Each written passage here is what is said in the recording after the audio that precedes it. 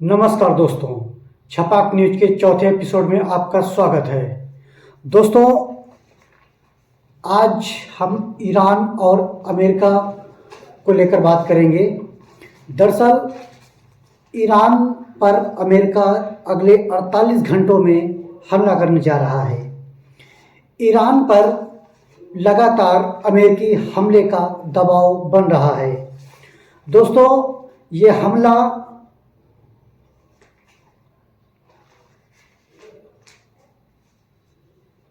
नमस्कार, छपाक न्यूज के चौथे एपिसोड में आपका स्वागत है। दोस्तों, ईरान पर अमेरिकी खतरा मंडरा रहा है।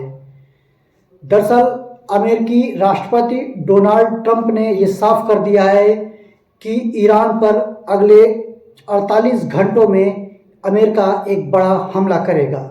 दोस्तों, ये हमला कितना घातक होगा और कितना नहीं होगा, ईरान इससे कैसे बचेगा, ईरान के पास इस हमले से बचने के लिए क्या क्या उपाय हैं और ईरान ने अपनी तैयारी किस प्रकार की है, इस पर हम पूरी आज डिटेल पर चर्चा करेंगे।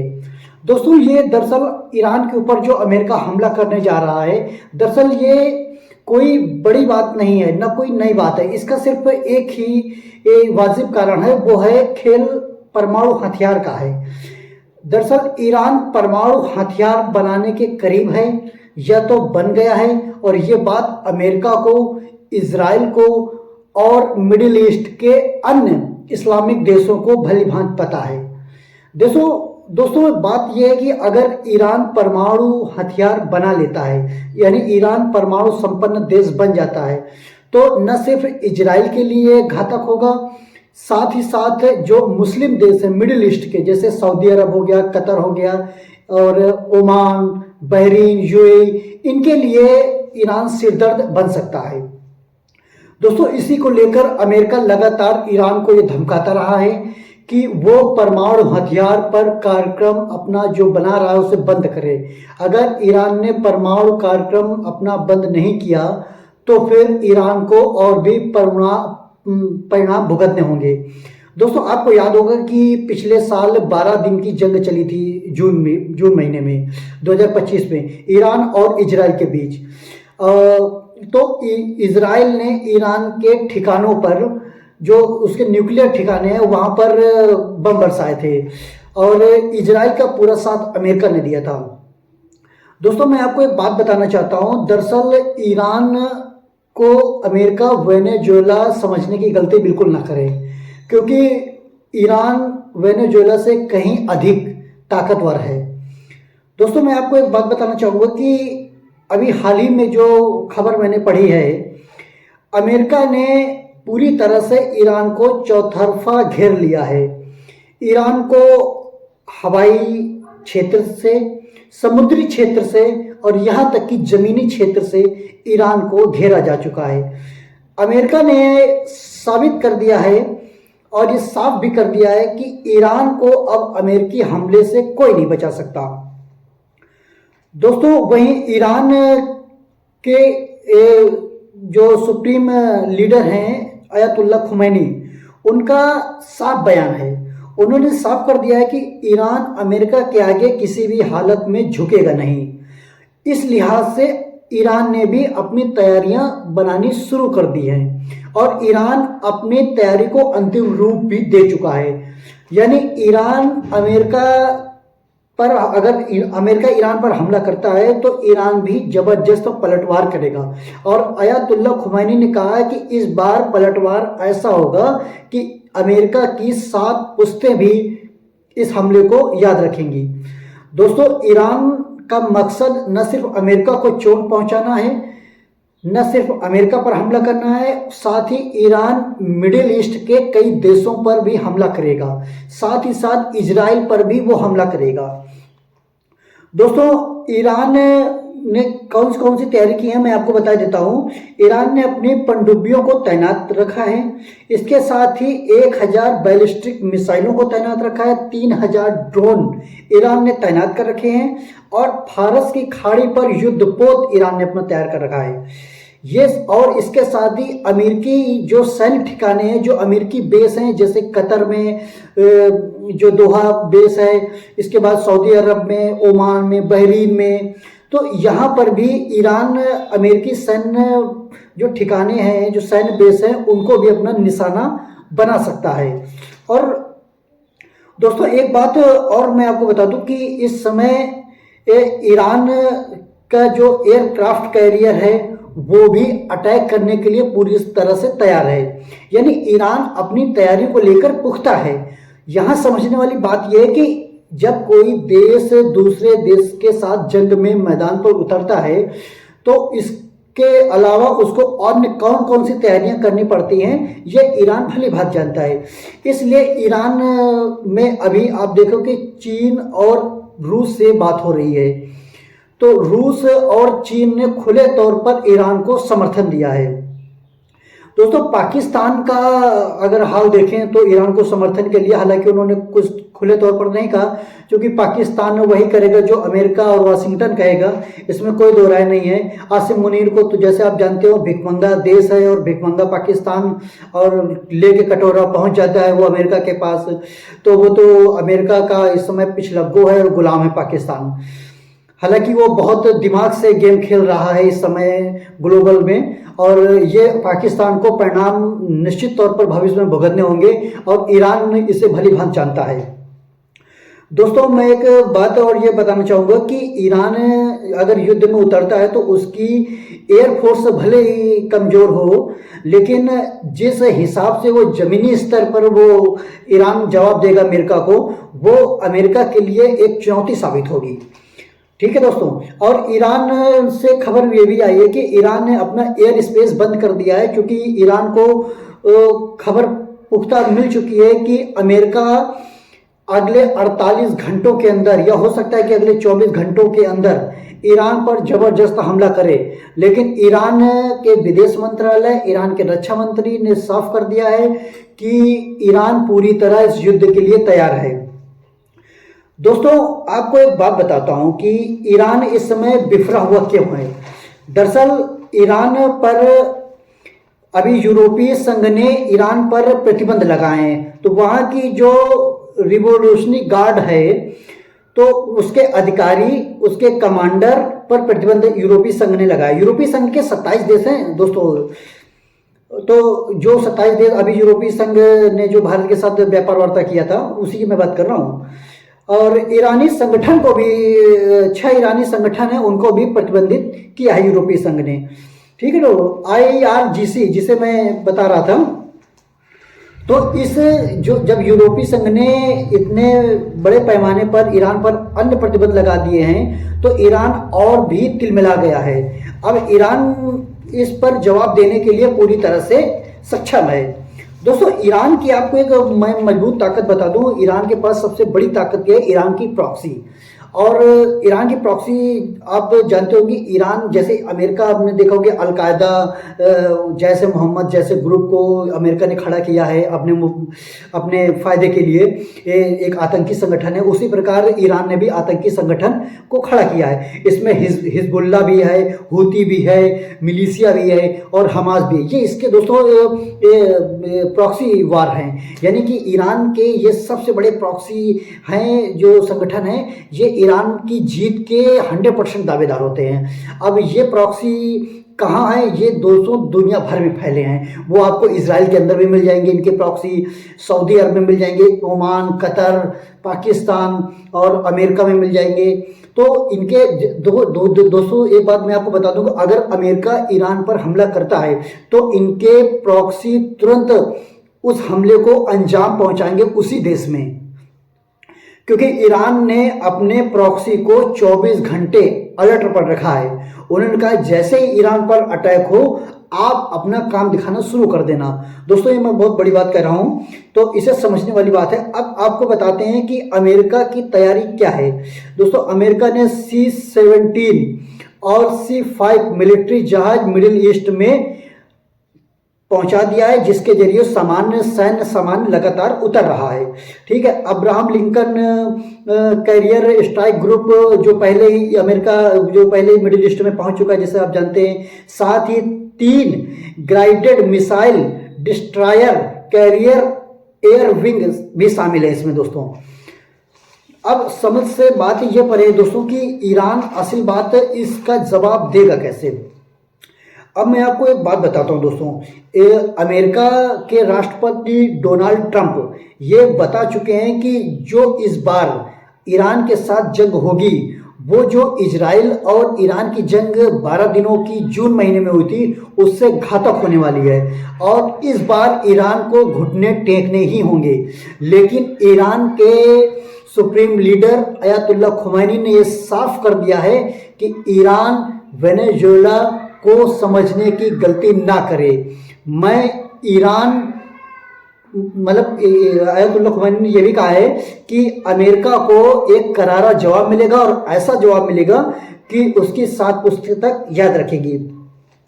दोस्तों मैं एक बात और बता दूं कि दरअसल इस जंग के पीछे अमेरिका तो है ही है, अमेरिका तो अकेले लड़ रहा है। लेकिन मैं आपको एक बात बता दूं कि ईरान को मिडिल ईस्ट में सिर्फ इजराइल ही बर्दाश्त नहीं कर पा रहा है। सबसे पहले आप ये समझिए कि ईरान, जैसे अभी हमने आपको बताया कि ईरान के प्रॉक्सी हिजबुल्ला हैं, हमास हैं, ठीक है, हूती हैं, उसी तरह एक मिडिल ईस्ट के अंदर इजराइल अमेरिका का प्रॉक्सी है जो मिडिल ईस्ट की हर एक चीज़ पर नज़र रख रहा है। यानी आप ये देखिए कि अमेरिका इजराइल के जरिए मिडिल ईस्ट को कंट्रोल करना चाहता है और ईरान की परेशानी सिर्फ इजराइल ही नहीं है, ठीक है, ईरान की परेशानी अन्य मुस्लिम देश हैं और अन्य मुस्लिम देश जो हैं उनकी भी परेशानी ही ईरान है। सऊदी अरब ने साफ कहा है, मैं आज की न्यूज़ देख रहा था तो सऊदी अरब के किंग ने ये कहा है कि अमेरिका इस मौजूदा वक्त पर पीछे न हटे, क्योंकि अगर अमेरिका इस वक्त पर पीछे हटता है तो ईरान मजबूत हो जाएगा और ईरान डट कर खड़ा होगा और वो कुछ बड़ा करने की कोशिश करेगा।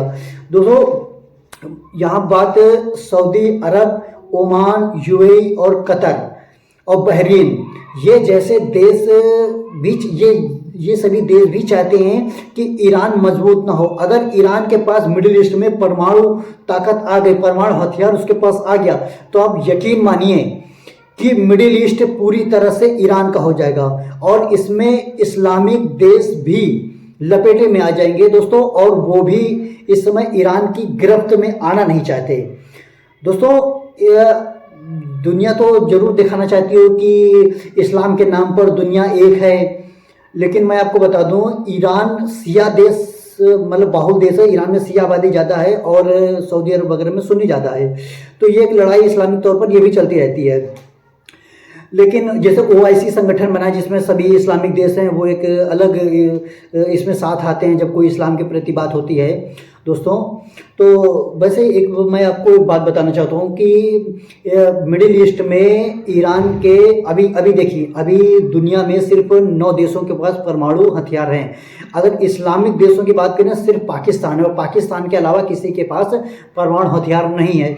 तो ईरान चाहता है कि अगर मैं परमाणु हथियार हासिल कर लूँ तो मिडिल ईस्ट को कंट्रोल किया जा सकता है, इसके साथ ही इस्लामिक देशों का खलीफा बना जा सकता है।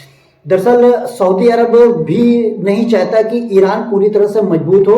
दरअसल सऊदी अरब ने अपने जो वहाँ के कल्चरल चीज़ें हैं वहाँ पर काफ़ी चेंज किया है, लेकिन ईरान अभी भी रूढ़िवादी सोच के साथ ही चला है। और ये 1979 में जब ईरानी क्रांति हुई थी और जब अयातुल्ला खुमैनी सत्ता पर आए थे तब से ये चीज़ें ईरान में चल रही हैं। दोस्तों अकबर एक बात ये बताएं कि अमेरिका अगर ईरान पर हमला करता है तो इसमें तो कोई शक नहीं है कि अमेरिका के साथ मिडिल ईस्ट के कुछ इस्लामिक देश तो आ ही जाएंगे साथ में, और इसके साथ ही यूरोपियन देश के कुछ खड़े हुए हैं। इजराइल साथ में ही खड़ा हुआ है।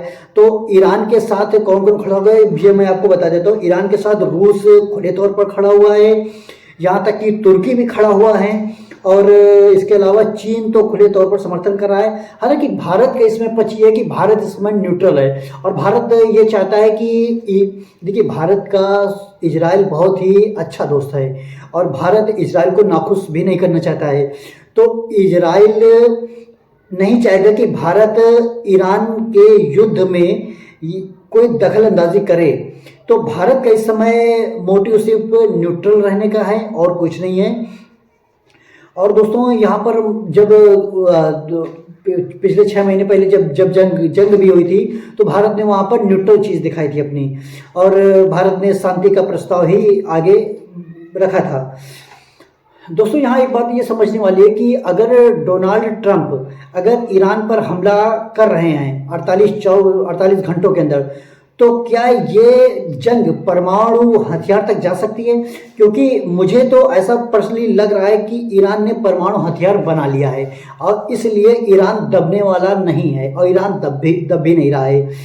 तो अब ये बात हो सकता है कि अमेरिकी खुफिया एजेंसी को मालूम हो, इजराइल की खुफिया एजेंसी को भी मालूम हो, मोसाद को, कि ईरान ने परमाणु हथियार बना लिया है। अब कितने बना लिए हैं ये एक अलग इशू है और ये अलग डिबेट है। लेकिन ईरान जिस तरह से लगातार अमेरिका को धमकी दे रहा है, ईरान पीछे हटने का नाम नहीं ले रहा है, इससे अमेरिका भी थोड़ा परेशानी में आ रहा है कि अगर हमला होता है तो कहीं ईरान दुनिया को सरप्राइज ना कर दे परमाणु हथियार दागकर। इसलिए अमेरिका बहुत सोच समझकर आगे बढ़ रहा है, इसलिए जल्दबाजी बिल्कुल नहीं कर रहा है। हाँ, हालांकि सैन्य ताकत उसने पहुंचा दी है, सैन्य ताकत से उसने अमेरिका को, ईरान को चारों तरफ से घेर लिया है, लेकिन वो हमले के लिए अभी डोनाल्ड ट्रंप ने बिल्कुल हरी झंडी बिल्कुल नहीं दी है, क्योंकि डोनाल्ड ट्रंप और भी इस चीज़ को पुख्ता करना चाहते हैं कि असल बात कि ईरान के पास ऐसे कौन कौन से हथियार हैं, ईरान के पीछे कौन कौन देश खड़े हैं, ईरान के पास लड़ाई के लिए, युद्ध मैदान के लिए कितने दिन तक ताकत है, कितने दिन मैदान पर खड़े रह सकता है और ईरान पर इसका क्या असर पड़ेगा। तो अमेरिका ये पूरी तरह से पुख्ता कर लेना चाहता है, उसके बाद ही वो अटैक करने की सोचेगा। और इतनी जल्द मैं तो जरूर ये सोच रहा हूँ कि शायद 48 घंटों के अंदर अमेरिकी राष्ट्रपति डोनाल्ड ट्रंप हरी झंडी दिखा दें हमले के लिए। लेकिन फिर भी ईरान, अगर ये होता है तो ईरान इसके लिए तो तैयार है, लेकिन मैं ये समझता हूँ कि अमेरिका को जो कदम उठाना होगा बहुत सोच समझ कर उठाना होगा, क्योंकि ईरान इस बार चुप बैठने वाला नहीं है। अभी मैं अयतुल्ला खान खुमैनी का एक ट्वीट पढ़ रहा था, उन्होंने कहा है इस बार अमेरिका ये न सोचे कि 2 से 4 दिन की जंग होगी, क्योंकि जब भी जंग होती है तो डोनाल्ड ट्रंप ट्वीट करके बता देते हैं कि दोस्तों जंग हो गई है, फतह हो गई, सामने वाले हथियार डाल दिए। अयतुल्ला खुमैनी का इस बार ऐसा कुछ नहीं होगा, इस बार जंग ऐसी होगी कि अमेरिका याद रखेगा और दोबारा इजराइल, अमेरिका, ईरान की तरफ देखेंगे भी नहीं। इस बार ऐसी मार पड़ेगी। तो दोस्तों इसका मतलब ये है कि ईरान, और दोस्तों एक मैं आपको बात बता दूं, मुझे याद आ गया कि रूस ने और चीन ने ईरान को सैन्य मदद सप्लाई की है। तो रूस ने ईरान को ऐसी सैन्य मदद सप्लाई की है कि जो अमेरिका तक मार कर सके, यानी 14 से 15,000 किलोमीटर तक मिसाइल जा सके। देखो, अगर आप मिडिल ईस्ट का अगर आप नक्शा देखें और मिडिल ईस्ट का पूरा नक्शा देखें तो आप ये देखेंगे कि इजराइल, सऊदी अरब, ओमान, बहरीन, ये सभी लोग बहुत नज़दीक हैं। तो यहाँ पर ईरान के लिए हमला करना बहुत आसान होगा, लेकिन ईरान का असली टारगेट न्यूयॉर्क पर मिसाइल गिराना है और न्यूयॉर्क पर मिसाइल गिराने के लिए उसने रूस से बड़ी मात्रा में हथियार खरीदे हैं। हालांकि इसका मेरे पास कोई सोर्स नहीं है, लेकिन मुझे ऐसा लगता है कि उसने बड़ी मात्रा में हथियार खरीदे हैं जो न्यूयॉर्क तक, वाशिंगटन तक जा सकें।